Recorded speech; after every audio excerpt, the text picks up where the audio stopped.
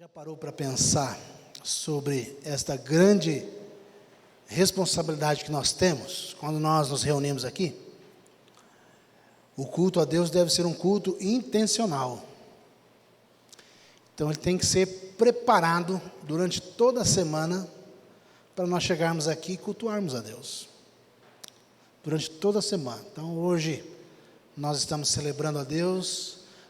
Quando sairmos daqui, nós continuaremos a cultuar ao Senhor, nos preparando para o próximo encontro como família. E quando nós temos essa ideia na mente, a nossa adoração ela muda. Porque nós começamos a perceber que nem sempre quando nós nos reunimos para adorar, de fato nós adoramos a Deus. Quão longe nós muitas vezes estamos de adorar a Deus. E é nesse sentido que nós vamos trabalhar esse texto de Malaquias. Nós vamos começar agora no capítulo 1, nós vamos ler do versículo 1 ao versículo de número 5. Diz assim, Malaquias 1, versículo 1 ao 5. Eu vou ler o primeiro, os irmãos o segundo, e assim até o 5. Diz: sentença pronunciada pelo Senhor contra Israel por intermédio de Malaquias.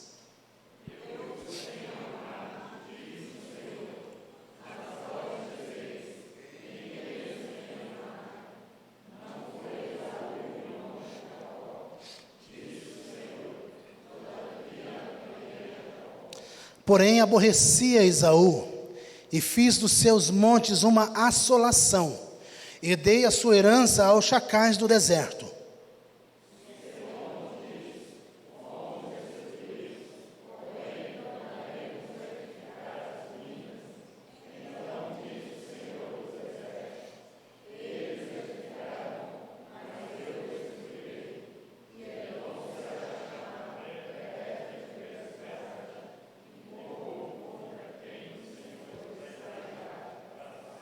Juntos os 5.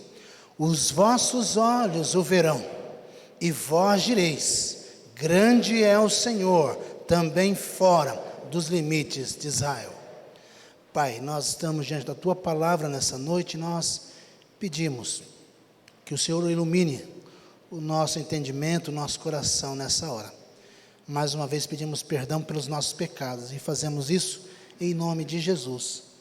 Amém. O livro de Malaquias, ele foi escrito cerca de 600 anos depois do cativeiro babilônico. Provavelmente mais ou menos aí 400 anos antes de Cristo. E a história é que Israel foi levado cativo para Babilônia por causa dos seus pecados. Sempre acontece isso na história do povo. O povo se desvia, não é? Vai servir a outros deuses e acaba indo para um cativeiro. E aqui nós estamos diante de um contexto onde Israel ele sai desse cativeiro, o livro de Malaquias, não é? Pós-cativeiro, mas o motivo pelo qual Israel foi para Babilônia é por causa do pecado. Então eles haviam deturpado o culto, haviam corrompido o culto a Deus. E eles então estavam totalmente longe de um culto que agradasse a Deus. Então, por causa do pecado, eles vão parando lá na Babilônia como castigo de Deus. Mas após 70 anos, esse povo eles retornam. Israel retorna da Babilônia. Israel volta para a terra prometida, a terra de Canaã. Mas nem todos voltaram, nem todos regressaram. Muitos ficaram lá, tendo a sua vida, não é? Mas outros voltaram e retomaram a vida como povo ali na terra prometida. E eles então tentam retomar a vida, tentam reconstruir o templo, eles vão tentar reconstruir a sociedade, eles vão tentar reconstruir o comércio, restaurar as suas casas, as suas cidades, as suas plantações. eles vão fazer isso logo após o retorno do cativeiro. Eles vão retomar a vida, eles vão tentar novamente viver como um povo que Deus chamou. Mas acontece que nesse retorno, nesses anos depois que eles retornam do cativeiro, provavelmente aqui já uns 100 anos após o retorno do cativeiro babilônico, eles começam a desanimar da fé. Olha aí, estavam no cativeiro, Deus libertou, eles retornaram, tentaram retomar a vida, e agora eles começam a caminhar no mesmo caminho que os pais, que os seus familiares, que o seu povo lá atrás havia caminhado. Começou a haver um desânimo no coração. Por que desânimo? Porque aparentemente, Deus não estava cumprindo com as suas promessas. Aparentemente, Israel aqui nesse momento, quando Malaquias está escrevendo, eles estão o seguinte: olha, Deus faria uma grande restauração. Inclusive, o templo seria restaurado, mas de forma gloriosa, uma glória maior que a de Salomão. E eles não estavam vendo isso acontecer. Eles não estavam percebendo as coisas acontecerem. Parece que Deus não estava cumprindo tudo aquilo que havia prometido, ou cumprindo apenas em parte.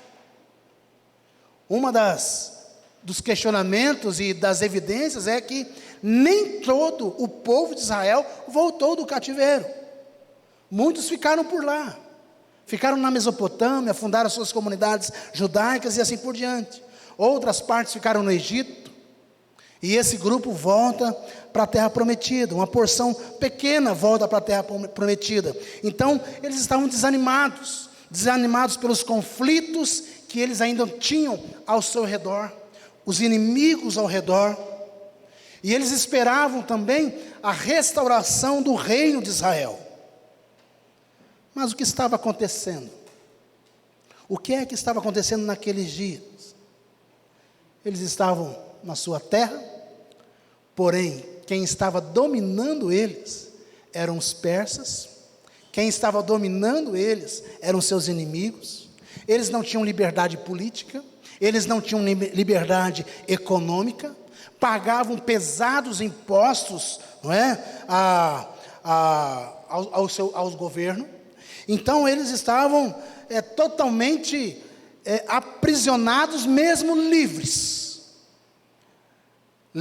mas se sentindo prisioneiros das nações, daqueles que estavam reinando sobre eles. O templo que havia sido reconstruído não chegava nem perto do templo que Salomão havia construído. A glória do segundo templo não era tão grande quanto a do primeiro. Então nós vamos percebendo aqui que não apenas essas circunstâncias, mas o sacerdócio, a vida do sacerdote também estava sendo corrompida. Os pregadores, os pastores, os sacerdotes estavam fazendo o seu trabalho de forma relaxada, sem compromisso com a santidade a Deus. As promessas então de renovação do culto a Deus não se concretizam, não vão para frente, uma vez que as celebrações no templo de Jerusalém eram celebrações caracterizadas por um formalismo, por um ritualismo. Hernandes Dias Lopes, no seu livro sobre Malaquias, ele argumenta: a rotina das cerimônias religiosas era continuada, mas sem entusiasmo. Era um tempo de apatia, era um tempo de sonolência espiritual.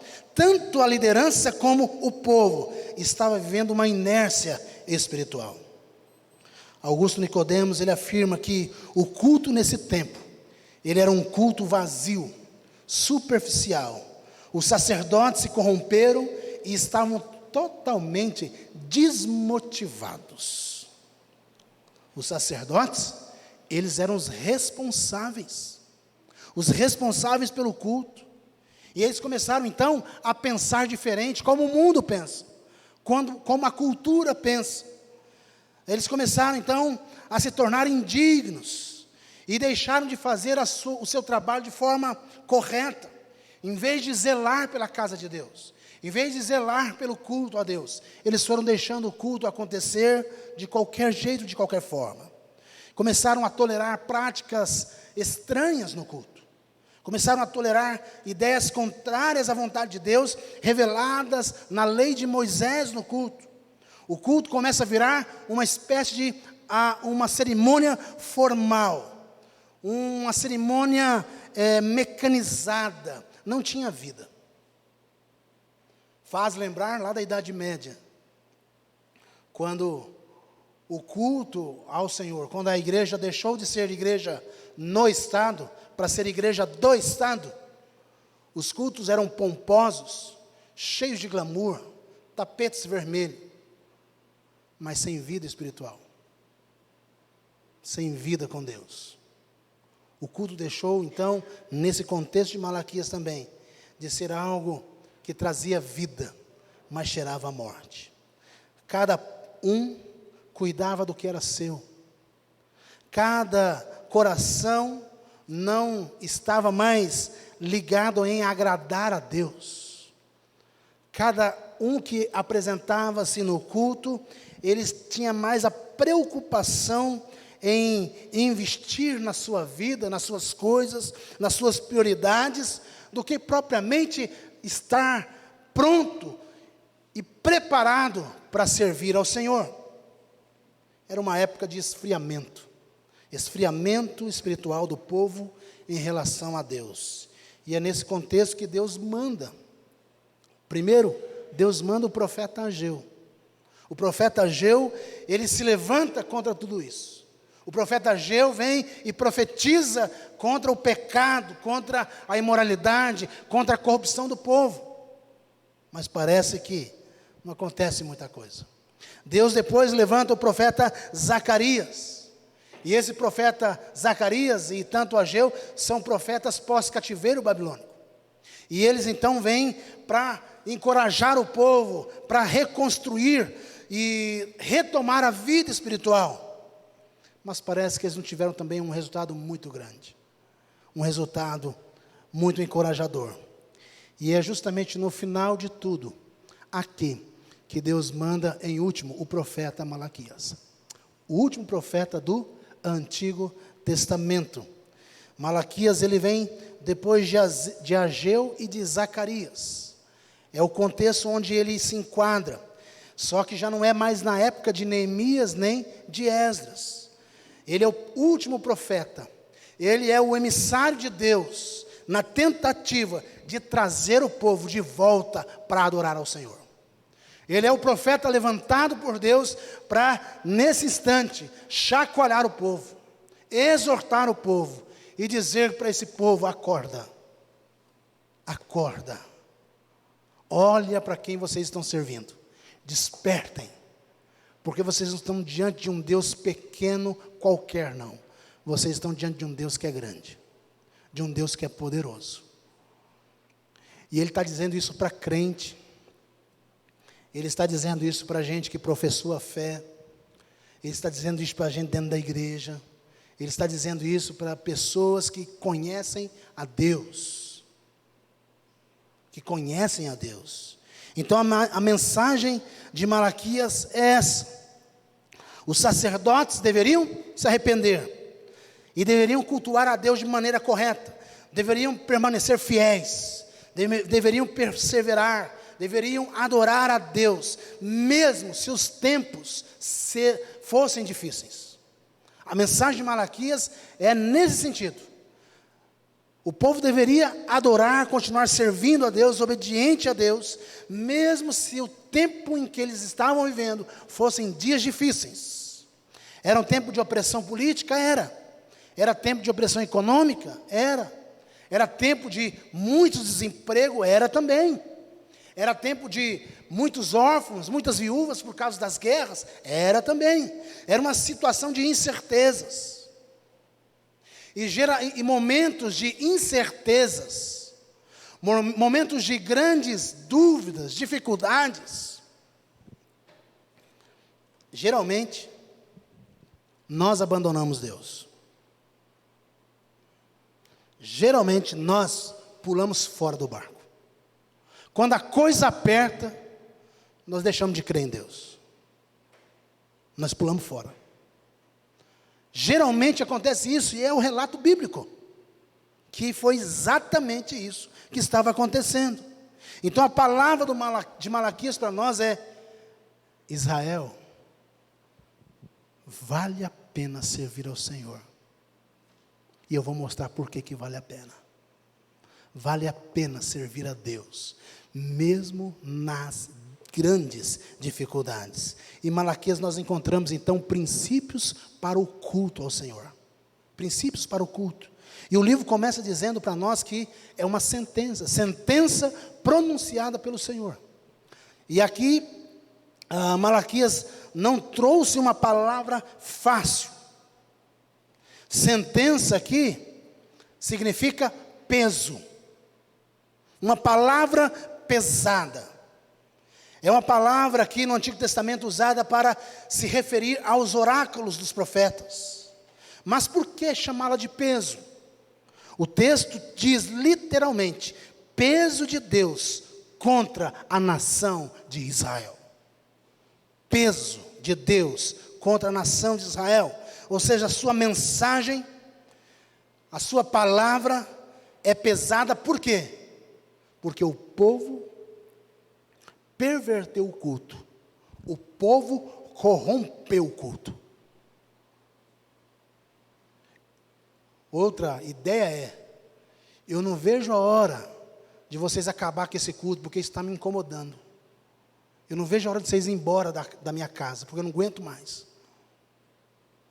O que Deus está dizendo através do profeta Malaquias é isso, esse peso, porque o povo abandonou a prática de um culto que refletia a sinceridade de adoração em um Deus que os abençoava, que os escolheu, que os amou. Então a palavra, ela é dura, muito dura. Dura para quem? Dura para o pregador? Dura para o pregador, porque é uma palavra que Deus vai tratar com os sacerdotes. Dura para quem escuta, porque Deus vai falar também com Israel, com o seu povo. Então, é palavra dura para todo mundo. Não escapa ninguém. Ninguém. E o curioso, que embora seja uma palavra dura, de peso, uma palavra que vai sacudir aqui o povo de Israel, Deus começa dizendo o seguinte, versículo 2. Vamos ler juntos o versículo 2? Só a parte A. Vamos ler juntos? Tem como colocar aí? Vamos ler juntos? Eu vos tenho amado, diz o Senhor. Até aí. Eu vos tenho amado, diz o Senhor. É uma palavra dura para nós. Mas Deus começa essa palavra dura dizendo do grande amor que Ele tem para comigo e para com você. É uma palavra dura, mas Deus começa essa palavra dura mostrando o seu grande amor para com o seu povo. Esse amor que não começou hoje, esse amor que começou lá atrás. É uma palavra dura. Eu vos tenho amado, eu vos amo sempre. Eu vos tenho amado. O verbo amei aí no hebraico, usado por Malaquias, traz a ideia de que Deus não somente amou um dia, mas Ele continua amando o seu povo. Eu vos tenho amado. Em outras palavras, eu sempre amei vocês. Eu sempre amei vocês. Nunca deixei de amar vocês. Então essa é a mensagem de Malaquias para o povo. Ele fala de um amor antigo, da soberana vocação, chamado, da soberana eleição lá atrás, lá em Abraão, quando ele chama o pagão Abraão, e fez uma aliança com Abraão, os descendentes, os filhos de Abraão, e nós vemos aí que através de toda a história de Israel, Deus sempre os abençoou e os protegeu. Deus os tinha amado sempre, em todos os momentos da vida. Deus sempre os amou. Deus sempre tinha amado aquele povo, protegido, abençoado, concedido privilégios. Revelou-se a esse povo durante todo esse tempo, durante toda a história, Deus se mostrando quem Ele era, Deus se revelando, se deixando conhecer. Então essa mensagem curiosa que o povo precisava de ouvir naquele momento. Um povo que estava deixando Deus, abandonando Deus, essa era a mensagem que ele precisava de ouvir. E que se encontrava esse povo desanimado e sem interesse pelas coisas de Deus. Sem interesse. Sem motivação pelas coisas de Deus. Desanimados. Distantes. Então o Senhor veio por meio do profeta e diz: olha, eu vos amei. E o alvo era justamente despertar o povo. Despertar esse povo de Israel para voltar a adorá-lo. Voltar a servi-lo. Em meio à desesperança.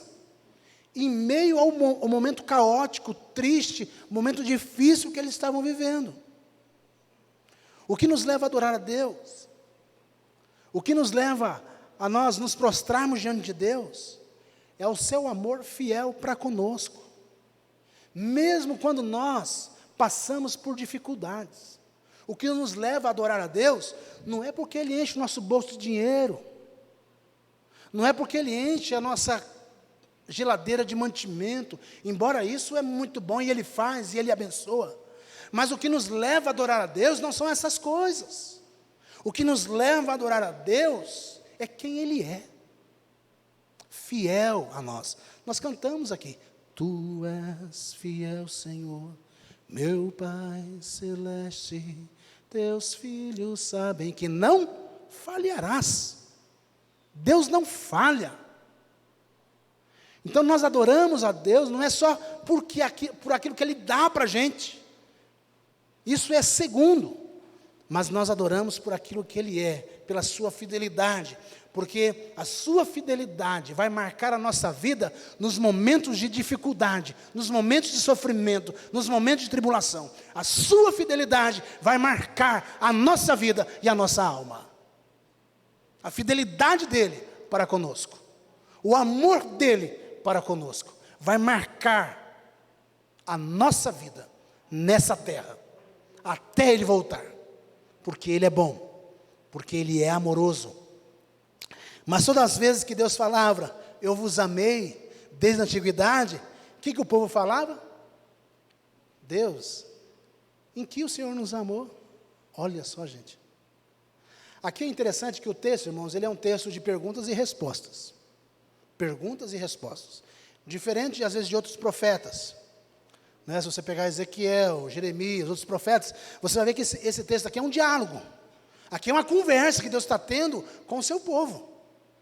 É um diálogo o tempo todo, e Deus falando e o povo respondendo. E Deus fala, eu amei vocês. E o povo fala o quê? Como? Como o Senhor nos amou? No que é que o Senhor tem nos amado? A pergunta era mais ou menos assim: que amor é esse? Que amor é esse? A minha situação financeira continua a mesma. A minha enfermidade continua a mesma. As minhas dificuldades continuam a mesma. Os tributos que nós estamos pagando para o governador continuam os mesmos, pesados sobre nós. O Senhor nos ama. O Senhor nos ama de verdade, mas está faltando trigo. A plantação não vinga.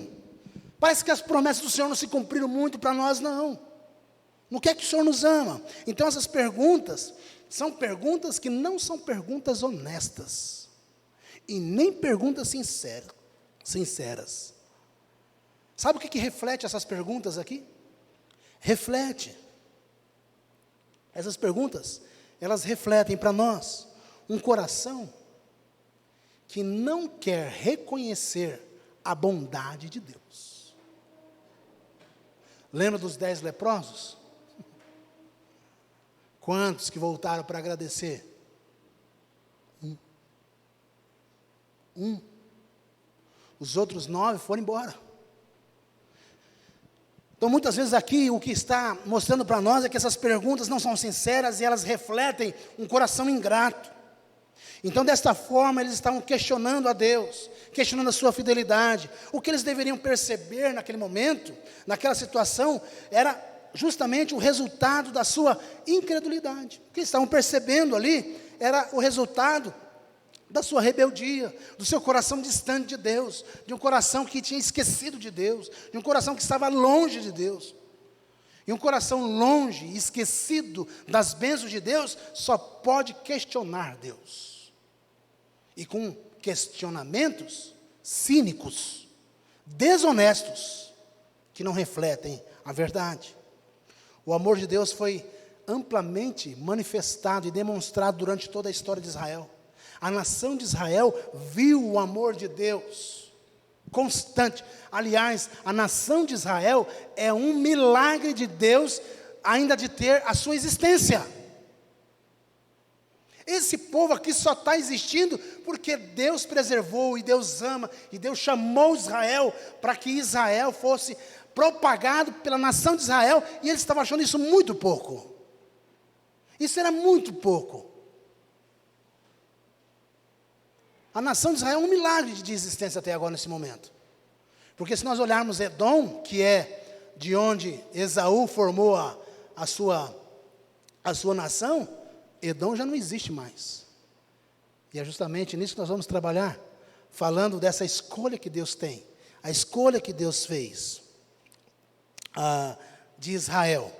E para a nação de Israel, o amor de Deus por eles era medido de que forma? Dinheiro, financeiramente. O amor do amor de Deus por Israel poderia ser medido pela situação financeira, pela segurança física, pela saúde física, pela segurança física que eles tinham. Israel estava muito preocupado nessa questão. No que é que o Senhor tem nos amado? A situação financeira está difícil. Então a nação de Israel mediu o amor de Deus pela sua vida próspera, pela sua vida abundante. Então quando Deus dizia, eu amo vocês, Ele falou assim, olha, o Senhor não pode nos amar. O Senhor não tem como nos amar. Eu só passo por dificuldades. Eu só passo por lutas. Eu não tenho nada. Eu vivo doente, eu vivo enfermo. Eu passo por muitas complicações na minha vida. O que é que o Senhor tem nos amado? Esse questionamento reflete justamente que o amor de Deus, ele é medido pelas bênçãos materiais. Aí você achou que era só no nosso tempo que o pessoal falava sobre as bênçãos materiais, né? Mas nós aqui lá no passado, no sentido de povo de Deus, fizemos a mesma coisa. Mesma coisa. Pedimos para Deus mostrar como Ele nos ama, dando para nós bênçãos materiais. E a resposta de Deus para a nação de Israel é uma resposta muito interessante. Porque Deus fala, eu amo vocês, e eles falam assim, olha, o Senhor não ama a gente. E aí Deus vai falar o que para eles assim, olha, eu vou responder para vocês. E Deus responde. Parece que a resposta de Deus para Israel não tem nada a ver. Parece que não tem nada a ver. Deus vai responder o seguinte, olha, eu amei Jacó e aborreci Esaú. Se você olhar a grosso modo aqui, você vai perceber o quê? Tem nada a ver essa resposta. Mas tem tudo a ver. Essa resposta aqui ela é profunda, porque a resposta de Deus, que Deus dá para Israel naquele dia, naquele momento histórico é, eu escolhi soberanamente vocês. Eu escolhi Jacó e aborreci Esaú. Essa foi a resposta de Deus. Versículo 2. Eu vos tenho amado, diz o Senhor. Mas vós dizeis, em quem nos tens amado? Não foi Esaú, irmão de Jacó? Disse o Senhor. Todavia, amei a Jacó. O Senhor está se referindo àquela história antiga, lá atrás, puxando na memória deles, puxando na memória lá algo que tinha acontecido lá atrás. E isso é interessante, nós esquecemos o que Deus fez lá atrás por nós. Nós esquecemos. Nós somos fácil, pelo menos fácil de esquecer as coisas boas que aconteceram conosco. A gente esquece. E o que estava acontecendo era justamente isso. Deus estava lembrando, olha, é o seguinte, presta bem atenção. A história que era conhecida deles na vida de Isaac e a vida de Raquel, de Rebeca. Rebeca grávida de gêmeos, não é isso? E na barriga de Rebeca havia 2 bebês, brigando ali, brigando. Rebeca vai fazer o quê? Consulta ao Senhor. Senhor, o que está acontecendo? E o Senhor então diz para Rebeca, olha, dentro do teu ventre tem 2 nações, tem 2 povos aí, 2 povos sairão de ti, mas o maior servirá o menor. O maior era quem? Esaú, e o menor, Jacó.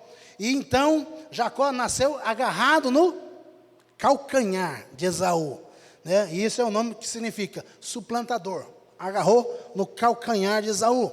E aqui Deus está dizendo que a escolha da linhagem santa por Jacó era a prova do seu amor por Israel. A escolha que Deus fez da linhagem por Jacó, preferindo Jacó e não Esaú, era o motivo de amor de Deus para com Israel. Deus poderia ter escolhido Esaú, poderia ter escolhido Esaú, o primogênito, por várias razões. A história mostra que Esaú, de fato, era o primogênito forte, não é? Jacó fraco, totalmente fraco. Mas aí, Deus escolhe exatamente o mais fraco. Deus escolhe exatamente o menor. Deus escolhe justamente aquele que não era o primogênito. E eles não tinham feito nem bem e nem mal ainda. Nada. Nem um bem nem um mal. E Deus soberanamente escolheu Jacó como pai da nação de Israel. Esaú foi rejeitado por Deus. Rejeitado por Deus, e nesse sentido, ele formou o povo que nós chamamos, os povos, os edomitas. Se tornaram uma grande nação. Inclusive foram inimigos de Israel, mas não demorou muito tempo, eles foram dispersos do seu lugar.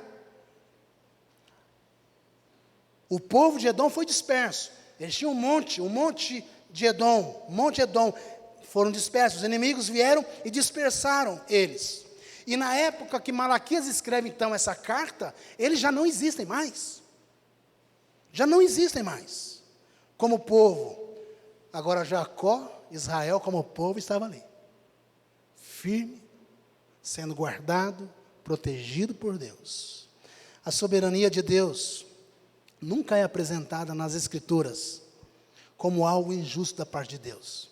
Pelo contrário, a soberania de Deus sempre é apresentada como prova do amor e da misericórdia de Deus para com cada um de nós. Para com cada um de nós. Se você pensar direito, ninguém aqui deveria ser escolhido por Deus. Ninguém. Deus não tinha compromisso de escolher ninguém. Nada. Por quê? Todos pecamos, todos falhamos, todos erramos, sem direito algum. Sem direito algum. Ele não tinha que fazer o bem a ninguém. A ninguém. Nós somos merecedores da ira e da condenação de Deus. Então a resposta que ele dá ao povo que pergunta em quem o Senhor os amou, não foi assim, olha, eu estou te dando casa, estou te dando comida, por isso você tem que me honrar. Eu estou te dando veste, estou te dando roupa, por isso você tem que me honrar. Não. A resposta que Deus dá a eles é: eu te escolhi, eu te elegi, soberanamente, você é meu. E eu é que te sustento. E eu é que te trouxe até aqui. E é eu que vou continuar cuidando da sua vida. Sou eu, a resposta de Deus é essa. É a maior prova que Deus pode dar a cada um de nós, a mim e a você, nessa noite. É que Ele nos escolheu soberanamente. Ele nos chamou através do Evangelho. Fomos justificados por Ele, perdoados por Ele, recebemos aí a justiça de Cristo em nossa vida. Fomos justificados, Ele nos tornou filhos dEle, e nos deu o Espírito Santo como penhor da sua promessa, que Ele um dia voltará e nos levará para ir morar com Ele, nas regiões celestiais, na vida eterna. Ele não tinha que fazer nada disso. Não tinha obrigação nenhuma com você e comigo, não tinha, mas Ele fez, e você, ao ouvir o Evangelho, você creu, você passou a ser filho de Deus, filho de Deus, você agora responde ao chamado, como o Gustavo fez aqui, respondeu ao chamado, em obediência a Cristo. Deus, estou aqui, eu entendi a mensagem. E eu te agradeço, porque essa foi uma escolha soberana, soberana. Essa é a maior demonstração de amor que Deus tem para nos mostrar, esse amor de Deus. No Novo Testamento diz o seguinte, o texto: Deus prova o seu amor para conosco, pelo fato de ter Cristo morrido por nós, sendo nós ainda pecadores. Deus prova o seu amor para conosco. Você vai encontrar prova do amor de Deus, não é nas bênçãos materiais, embora isso aconteça, mas nós não vamos encontrar a prova do amor de Deus nas bênçãos materiais, mas nós vamos encontrar a prova do amor de Deus nas palavras que Ele deixou para nós, no seu Evangelho, que Ele diz: eu vos amei, eu vos tenho amado.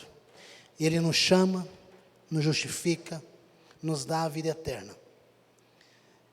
Isso é mais valioso do que qualquer bênção material, é mais precioso do que qualquer bem material, a comunhão que nós temos com Deus, o privilégio que nós temos de estar na casa de Deus. É por isso que a nossa adoração muda, quando nós entendemos a quem nós temos que adorar, quando nós conhecemos a Deus, a nossa adoração muda, o nosso culto é outro, o nosso canto é outro. Não importa se tem só um violãozinho, ou às vezes nem um violão aqui.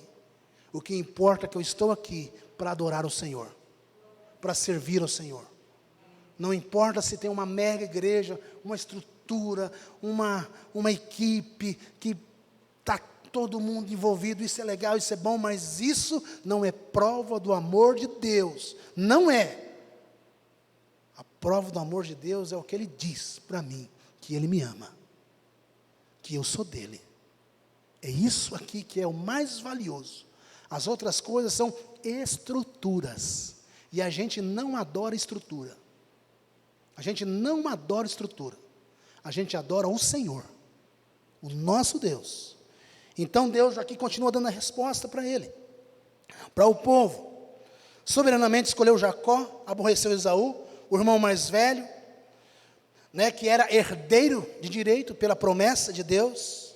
O verso 3 aí diz para nós: porém aborreci Esaú e fiz dos seus montes uma assolação, e dei a sua herança aos chacais do deserto. Ou seja, como nós já falamos, essa nação de Edom acabou, já era, ela terminou, estavam dispersos, perderam seu local, que era o monte de Edom. Eles acabaram, eles foram exterminados. Foi dado aos chacais do deserto, versículo 4. Se Edom diz: fomos destruídos, porém tornaremos a edificar as ruínas, então diz o Senhor dos exércitos: eles edificarão, mas eu destruirei. E Edom será chamado terra da perversidade, e povo contra quem o Senhor está irado para sempre. Olha que interessante aqui. Você faz parte desse povo Edom? Faz ou não? Não. Deus não está irado comigo para sempre, glória a Deus. É isso que Deus faz quando nós entendemos a mensagem do Evangelho. Ele não está mais irado conosco para sempre. Aplacou-se a ira dele em Cristo Jesus. Nos tornamos amigos. Relacionamento de amizade agora. Justificados, pois, mediante a fé, temos paz com Deus. Liberdade. Onde nós podemos entrar e servir ao Senhor, adorar ao Senhor. Então nós não somos esse povo. E eles disseram: olha, nós vamos reconstruir a nossa nação. Edom diz: vamos reconstruir a nossa nação outra vez. Deus diz: vocês constroem e eu derrubo. Vocês constroem, eu derrubo. O que é que Deus quer mostrar com essas palavras aqui para nós? O que é que Ele está querendo dizer? Ele está querendo dizer e mostrar para a nação de Israel, dizendo o seguinte: olha o que eu poderia ter feito com vocês. Olha o que eu poderia ter projetado para vocês. Porém, eu aborreci Edom e amei vocês. Eu escolhi vocês para ser o meu povo. Eu protegi vocês. Vocês são meus. Eu dei a vocês aqui as minhas promessas, as minhas alianças. Eu deixei vocês me conhecer. Eu se revelei. Eu deixei me conhecer. E aí agora no versículo 5 ele vai terminar. E os vossos olhos o verão, e vós direis: grande é o Senhor, também fora dos limites de Israel. Ou seja, a ideia aqui do versículo 5 é: o que Deus quer é que os olhos da ignorância possam se abrir e possam ver o que Deus está fazendo e quem Ele é. O que Deus quer é que os olhos da ignorância possam ser abertos. Talvez uma palavra e uma oração paralela é aquela lá de Efésios do apóstolo Paulo. Capítulo 1, versículo 14 em diante. Eu oro para que você entenda o plano de Deus para a sua vida. Porque o dia que você entender o plano de Deus para a sua vida se encaixa perfeitamente onde ela está. Perfeitamente. A grande questão é que as pessoas não compreendem o plano redentor para as suas vidas. Elas ficam lutando contra Deus. Elas lutam contra Deus. Elas não querem. Mas nós entendemos que há uma graça irresistível que vai inundar o coração de todos os filhos de Deus, e eles vão compreender qual é a profundidade desse amor, qual é a grandeza, a altura, a imensidão desse amor. E um dia eles estarão aqui conosco dizendo: só o Senhor é Deus, somente Ele é Senhor das nossas vidas. O que Deus está fazendo e quer fazer é justamente isso. O culto começa quando os nossos olhos se abrem para ver a grandeza de Deus. O nosso culto, ele começa quando os nossos olhos, eles se dilatam e nós começamos a contemplar quem Deus é. Quem sabe um dia nós possamos estudar aqui um livro que eu gosto muito, que se chama da teontologia, estudo sobre o ser de Deus. O ser de Deus, do reverendo Heber Campos. Esse livro fez uma diferença na minha vida no meu primeiro ano de seminário. Eu achava que eu conhecia Deus. Eu achava que eu conhecia Deus. E eu ficava muito aí em luta, essa questão de Deus escolher soberanamente. Mas eu comecei a estudar sobre a pessoa de Deus. E não tem assunto melhor que vai aguçar o meu coração de prestar um culto a Deus com toda a sinceridade e intencionalidade, quando nós entendemos quem Deus é, que nós compreendemos quem Ele é. Esse Deus santo, esse Deus transcendente, esse Deus imanente, esse Deus que se relaciona, mesmo sendo Deus, Ele se relaciona. Esse Deus grandioso, esse Deus que é santo, que pune o pecado, que não suporta pecado. E essas descobertas teológicas no primeiro ano mudou muito, mas em muito, a concepção de prestar um culto a Deus e estar diante de Deus. Irmãos, como é precioso nós nos aprofundarmos no conhecimento de quem Deus é. Isso talvez seja uma das nossas aplicações. A melhor maneira de nós nos prepararmos para o culto e prestarmos culto a Ele é ter a visão de quem Ele é, essa visão correta de Deus. E essa visão correta de Deus vai inspirar o meu coração, vai inspirar, vai despertar a minha adoração. Quando os meus olhos começarem a ver quão grande é o Senhor. Lembra aquele cântico? Que ele fala assim: quão grande é o meu Deus, cantarei, quão grande é o meu Deus, e todos hão de ver, quão grande é o meu Deus. De eternidade a eternidade, Tu és Deus, Tu és Senhor. E é diante desse Deus que nós devemos nos quebrantar, nos prostrar, todas as vezes que nós nos reunimos como família para adorar ao Senhor. Todas as vezes, o culto que Deus se agrada é quando nós compreendemos essa dimensão da sua grandeza, a sua santidade, essa grandeza, esse Deus que me escolheu pela sua graça e misericórdia, e eu estou aqui pela graça e pela misericórdia dEle. E aí eu me prostro e eu adoro Ele. Senhor, graças eu te dou. Que Deus te abençoe nessa noite. Que Deus te fortaleça. Nós queremos caminhar nesses dias, entendendo e aprendendo sobre o culto que agrada a Deus, baseado nesse texto de Malaquias. Que o Senhor nos ajude e nos abençoe, em nome de Jesus.